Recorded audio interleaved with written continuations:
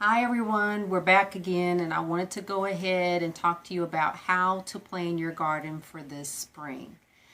It's not hard or difficult, it just takes a little time and a little preparation, but it's very easy and it's very rewarding. And so let's go ahead and get started. I wanted to go ahead and show you all a plan that I have put together for myself. You can make it as simple or as complex as you want it to be. And you do not have to do it exactly the way that I did it, but I just wanted to give you an example of what I have written down for me to remember and to know what it is that I want to do with our garden for this year. So what we have here is the first thing you need to do is you need to go ahead and decide what it is that you want to plant. I would say a rule of thumb is to plant only what it is that you plan to eat. If you don't eat eggplant, don't plant eggplant. If you don't eat Brussels sprouts, don't plant any Brussels sprouts. Only plant what it is that your family enjoys eating.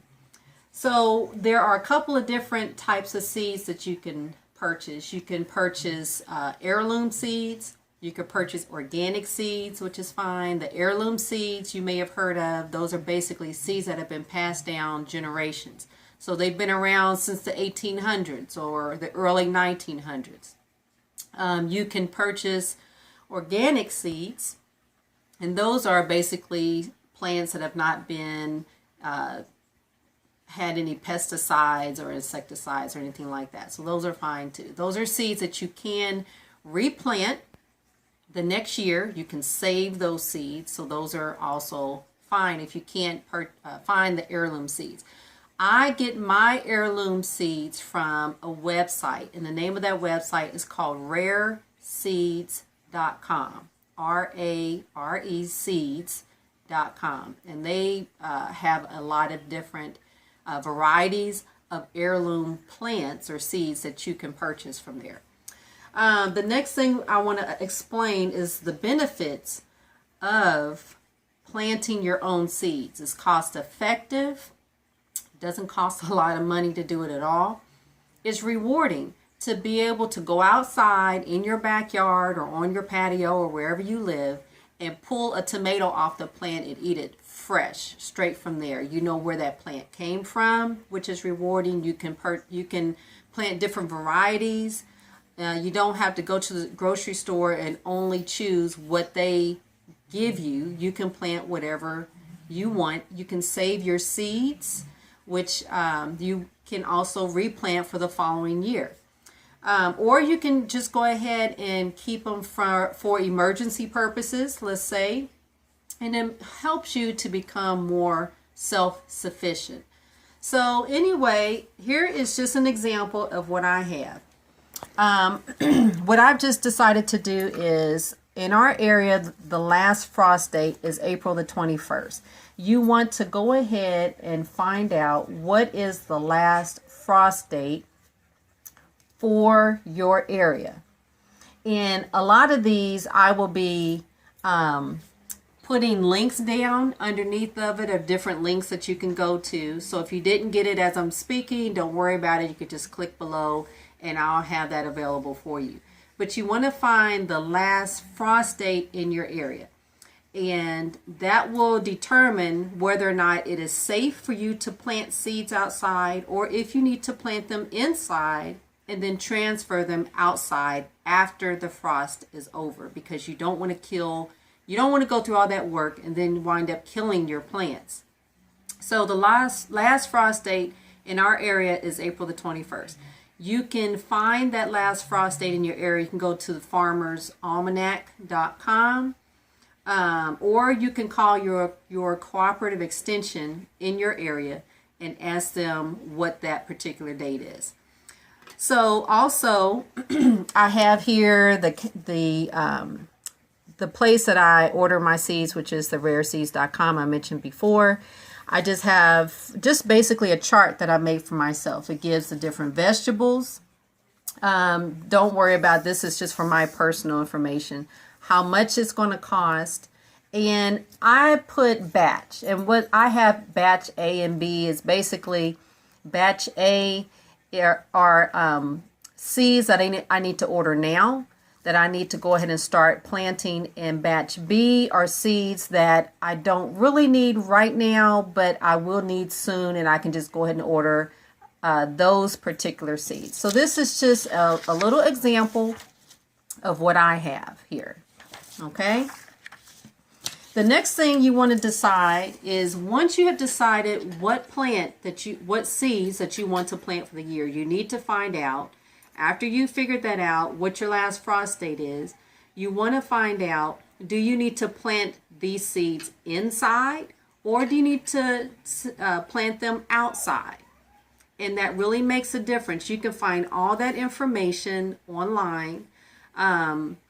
I have some apps also that I will also link, and I will show you those apps real quick as far as how they can help decide, or help you figure out what the scheduling is for what you want to do. So say, for example, here's what I have here.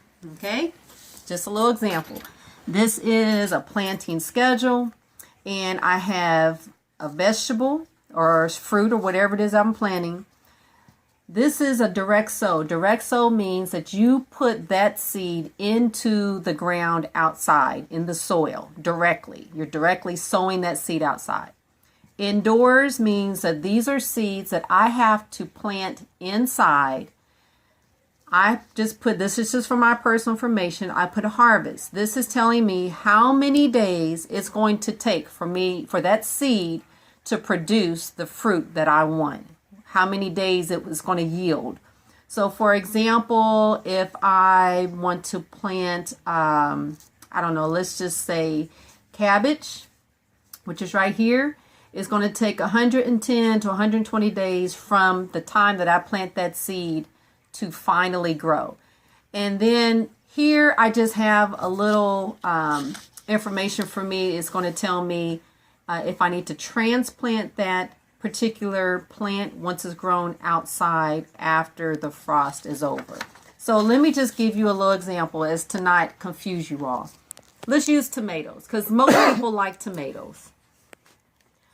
A tomato is, let's see, if I have a cherry tomato, I'm going to need to plant that seed 6 to 8 weeks before the frost.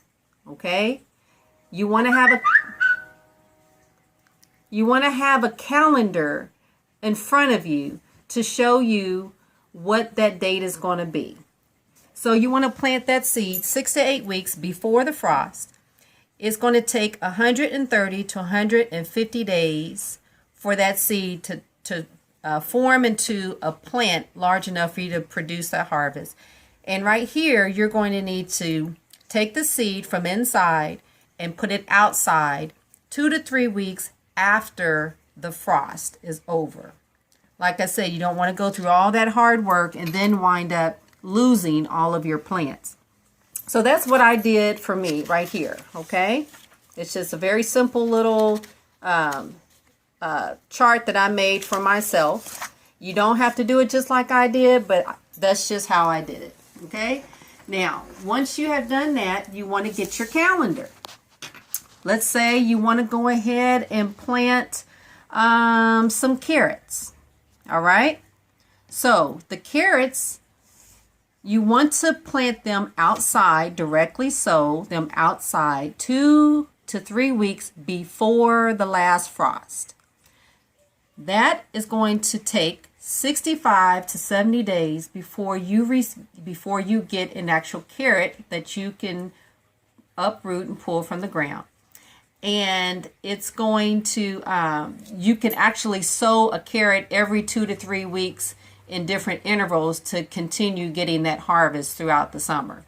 Okay, so what I did was I have a calendar, and what I do is you start at the last frost date, and then you count backwards or you count forwards depending on if you put that seed in the ground before the frost or after the frost.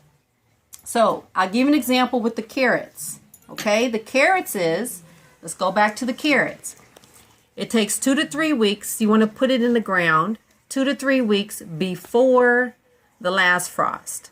So the last frost is April the 21st. You want to count backwards about 2 to 3 weeks. I go about 3 weeks. So you want to go 1, 2, and then 3. That will take you to March 31st. That is about the time that you want to put your carrots outside. Okay, so I hope this is not confusing. If you all have any questions, you can feel free to contact me, email. I will, be happy to give you any information that I am able to do. I hope it wasn't confusing. I did want to just show you some quick apps. There's a couple of different apps. One is Apple, real quick, and I will have these links down below, okay? Let's see here. These are some apps that you can download. One is called Veggie Calc. That's a nice one. It actually tells you about how many plants per family you will have to sow. I really personally like Sprouted. That's a really, really good app. Veg Calculator is pretty good. And I think I might have mentioned, I'm not for sure, SkippysGarden is actually pretty good too. That would explain to you the months that you want to go ahead and sow, how deep you want to sow it, if it's full sun, if it's supposed to be in shade. And then the other one is, if you have an Android, I would go ahead and suggest Gardroid. And I will have, like I said, all of these apps listed below. And if you have any questions, please feel free to ask whatever it is you need. If there's something I did not explain clearly enough for you, go ahead and send me a comment, and I will get back with you as soon as I can. Thanks a lot, and we'll see you next time.